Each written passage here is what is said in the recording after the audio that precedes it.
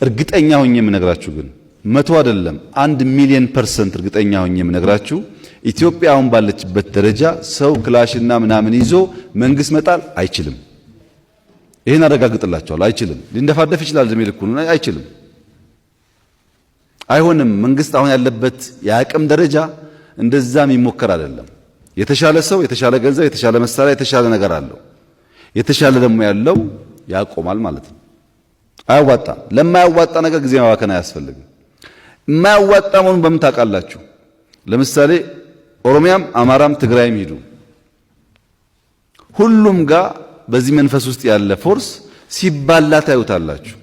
ለህዝብ ከሆነ ምን አባላው?